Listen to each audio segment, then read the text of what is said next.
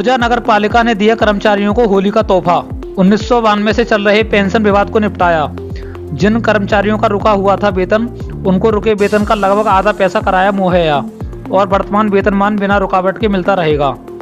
108 कुल पेंशनधारी में से 41 बहुत पुराने थे, जिनके लिए नगर पालिका अध्यक्ष अंजना भगवान दास सिंगल तथा योग अधिशासी अधिकारी पूजा श्रीवास्तव के द्वारा धन की व्यवस्था नगर पालिका की तरफ से कर दी गई है, जिससे कि होली का त्यौहार वह भी धूमधाम से मनाएंगे। साथ ही अन्य जो भी कर्मचारी हैं, जिनका चाहे पुराना हो या रिटायरमेंट के बाद का वेतन, सभी दिया जा रहा है, जिससे कर्मचारियों में खुशी का माहौल बनेगा। प्रेस वार्ता में जानकारी देते नगर पालिका अध्यक्षा पति भगवान दास सिंगल तथा अधिशासी अधिकारी पूजा श्रीवास्तव। मैम, आज नगर पालिका में प्रेस कॉन्फ्रेंस की गई है। किस तरह की जो कर्मचारी हैं उनके लिए सुविधा दी जा रही है, क्या है पूरा मामला? सबसे पहले तो मैं आप सभी मीडिया बंधुओं का बहुत बहुत धन्यवाद दूँ कि आज आप लोग हमारी नगर पालिका में आए, और मैं आप सबको आगामी त्योहारों की भी बहुत बहुत बधाई देना चाहती हूँ। अग्रिम बधाई। ये जो प्रेस कॉन्फ्रेंस रखी गई है, इसका मकसद है कि नगर पालिका और हमारे बीच, आप मीडिया बंधुओं के बीच जो संवाद का वो जो एक क्रम है वो बना रहे, और हम जो जनता के बीच जो साफ सफाई का जो अपना संदेश देना चाहते हैं वो बना रहे। अभी जो विषय बहुत ही प्रासंगिक है, वो यहाँ पर जब चरण साहब मैडम का जब से कार्यकाल स्टार्ट हुआ है, और जब से मैं आई तो हम लोगों के संज्ञान में आया कि पूर्व की कई सारी सैलरियां और पेंशन लोगों की वो रुके हुए थे। अभी 3 महीने की पेंशन आपकी जून 2021 से लेकर के 3 पेंशन लोगों की रोकी गई थी, जो राज्यवित्त से देय होती है। पेंशन तो व्यक्ति का अधिकार है, उसको रोकना एक मतलब अनधिकृत कृत्य था। तो हम लोगों ने सबसे पहले इसको प्राथमिकता देते हुए जो पूर्व की 3 पेंशन लोगों की रुकी हुई थी, हम लोग उस 3 पेंशन को देना हमने प्राथमिकता समझा, तो हम लोग वो दे रहे हैं। इसके अतिरिक्त हमारे ऑफिस में जो परमानेंट संविदा के कर्मचारी कार्य कर रहे थे, उनकी भी सैलरियां थी, वो भी ड्यू थी। आंकड़े बता दीजिए। उनकी 3 सैलरी ड्यू थी, उनकी 3 सैलरियों में से हम 1 सैलरी आज दे रहे हैं। इस तरह पुराने अगर आप आंकड़ों की बात करते हैं, तो हम पुराने लगभग 461 लोगों की, पूरे 461 लोगों की हम पिछली सैलरी जो है इस बार हम दे रहे हैं, जिसमें से आपके 191 लोग जो है वो पेंशन, बाकी परमानेंट परमानेंट है, संविदा करती है, इन सबकी मिला करके हमने सैलरी दी। और साथ साथ जैसा सर ने पहले आपको बताया कि आउटसोर्सिंग के जो कर्मचारी हैं उनकी 8 सैलरियां रुकी, 8 सैलरी में से 2 सैलरी उनको दे दी गई है, उसके बाद भी अभी भी उनकी 6 सैलरी रुकी हुई। तो इस बार हम लोग 2 सैलरी और दे रहे हैं। हम लोग 1 सैलरी दे चुके हैं और 1 सैलरी हम लोग होली के पहले और दे देंगे।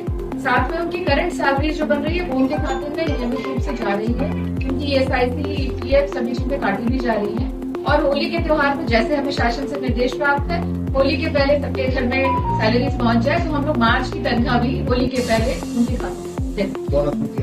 और हमने साथ में दिवाली के समय का जो बोनस उनका ड्यू था, तो दिवाली का बोनस भी हम उनके अकाउंट में 20 लाख रुपए लगभग सभी के खातों में हम लोग 20 लाख रुपए का बोनस। पहले जो इनकी सैलरी और प्रोविडेंट फंड वगैरह ये रुके होते, इसका कोई सही स्पष्ट कारण पता है किस कारण से रुके? राज्य वित्त का जो निर्धारण होता है वो मुख्यतः केवल पेंशन के लिए, सेवानिवृत्त लाभों के लिए और सैलरी वेतन के लिए होता है।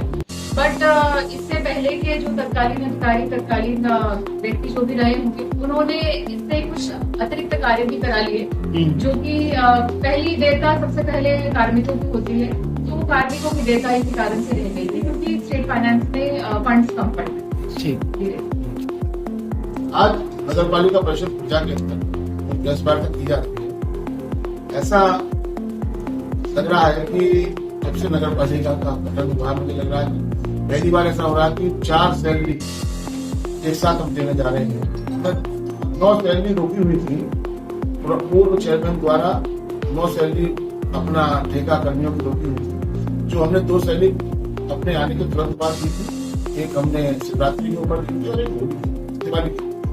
दूसरी 2 सैलरी हम पुरानी होली पर देने जा रहे हैं, और एक फरवरी की सैलरी दे रहे हैं, और एक मार्च की सैलरी भी हम तुरंत देंगे। इसके लिए हमें 7 खत्म हो गया। पैसा आती होली से पहले 4 सैलरी कब से रुकी है? सैलरी तो 2020 के समथिंग की सैलरी रुकी थी, पूर्व ठेकेदार की भी रही पूर्व में। तो अभी उनमें 9 सैलरी का लोग कह रहे हैं कि 9 सैलरी रुकी, 2 सैलरी में चले थी, 2 सैलरी तो 1992 से जो रिटायरमेंट कर्मचारी है उनका पैसा रुका हुआ था, उसका क्या है पूरा मामला? उसका मामला 1992 आपने बहुत अच्छा क्वेश्चन किया है मनोज जी।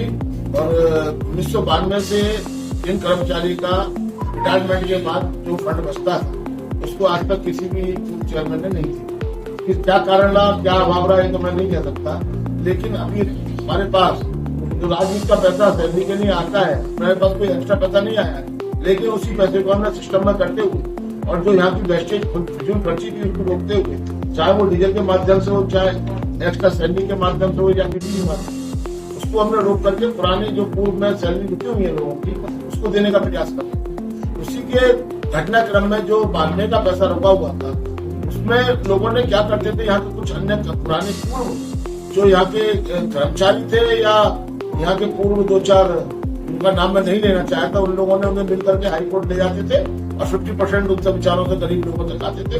वो सब खत्म करने के लिए 5% प्रति माह हम उसी फंड में से, राजदूत में से उनको दे रहे हैं, जो हमारा लगता है कि 16-17 महीने में उनका जितना भी बकाया है वो समाप्त कर देंगे। आगे किसी को तोड़ जाने की आवश्यकता नहीं पड़ेगी। बनने का जो परेशानी थी आज 24 में आकर के 25 के लास्ट तक हम सबकी समाप्त कर देंगे। और इस बार हम 10% उन्हें भी 2 माह का दे रहे हैं, एक साथ 10% दे रहे हैं इस माह का। जिनकी भी बकाया चल रही है बाद में से उनको 10%। कितने पेंशनधारी हैं ऐसे 71 पेंशनधारी थे हमारे पास, जिनका बाद में से पेमेंट नहीं हुआ। पेंशन का था, प्रोविडेंट फंड था, जो उनका रुका हुआ था उनका बाद में से था, 70 है। 40 के हमारे पास पूरे डॉक्यूमेंट्स आ चुके हैं। 30 ऐसे हमारे पास और बचे हुए हैं जिनका वारिशान सर्टिफिकेट हम पर नहीं है, वारिशान नहीं है। इस अकाउंट में हम पैसे करें कितना ये उन्हें हमारे पास जानकारी नहीं, हम उन लोगों के लिए नोटिस और कागज के माध्यम से उनसे जानकारी जुटा रहे हैं। अगर उनका जब भी हमारे पास उनका डेटा आ जाएगा हम उनको। चेयरमैन साहब, एक चर्चा का विषय बन रहा है कि पहले नाले सफाई में बहुत ज्यादा महंगे पैसों में मशीन आती थी, क्या है उसका मामला? अरे वो मामला कुछ नहीं है। पहले पॉपलाइन हमारे यहाँ 2010 पॉपलाइन बड़ी पॉपलाइन बनाई जाती थी, तो बाहर से आती थी, उसका 21 लाख भी और 40 लाख भी चाहिए गए हैं, पता लगा है। लेकिन अभी नगर पालिका ने पहली बार डिसाइड किया कि अपनी जानकारी के अनुसार और पूरे मापदंड के अंदर हमें प्रतिदिन 8 घंटे काम किया, महीने में 140 घंटे काम किए, मात्र 2-2.5 लाख रुपए हमने काम किया है।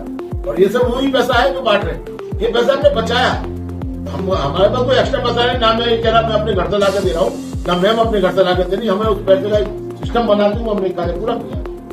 तो पैसा कहीं तो बचाएंगे, जब तक कहीं देंगे।